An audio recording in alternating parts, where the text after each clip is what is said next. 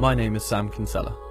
I live in Somerset in the UK, and 6 months ago I started working in a local residential home for the elderly to get some extra cash, and I loved the idea that I could try to make a difference in someone's quality of life. I quickly became attached to a gentleman called Edward Hardy. He is 93 years old and has quite severe dementia. When I arrived, his dementia had led him into a state of depression, and he wasn't really communicating with staff or visitors anymore. It seemed like he'd kind of given up. Ed used to bang on the floor, shouting for help, and seemed distressed a lot of the time.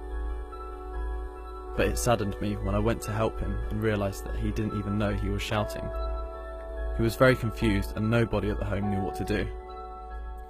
Then one day, I was speaking to Ed and telling him why I lived in Somerset and that I was part of a band from the area. Ed's face lit up and he told me that he used to play piano for years.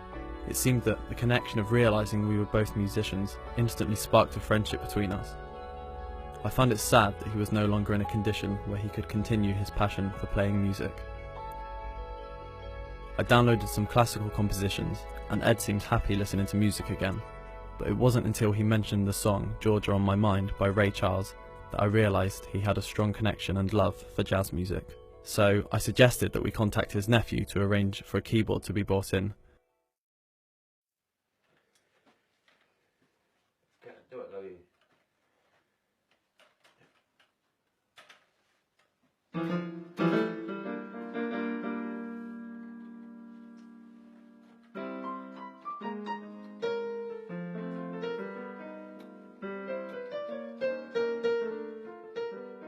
The staff at the home were blown away as we watched him play, and his wife started to cry as the memories came flooding back.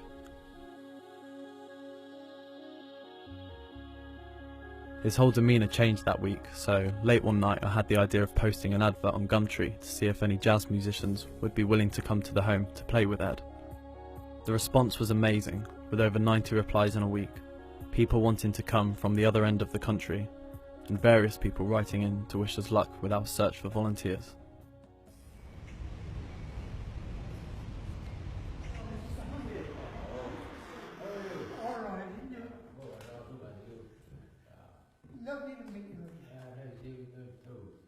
Somehow Ed's original band members saw the appeal, so when they got in contact with the home, realising that Ed was still playing music, we arranged to put on a gig on the grounds of the home. Ed seemed excited by the idea that he could be reunited with his band after so many years.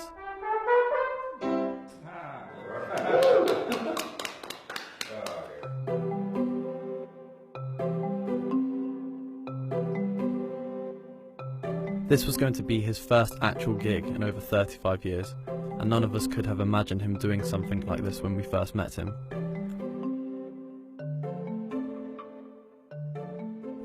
As Edward sat at the piano with the rest of his band, we all held our breath, wondering how he'd react playing to a crowd of people.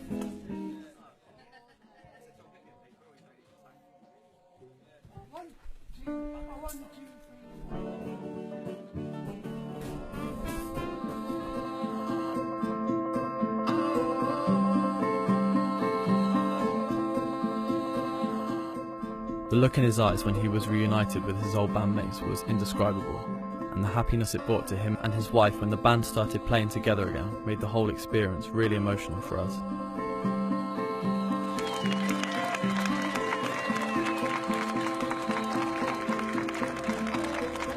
It made me realise the power of music in enriching the brain and the human spirit.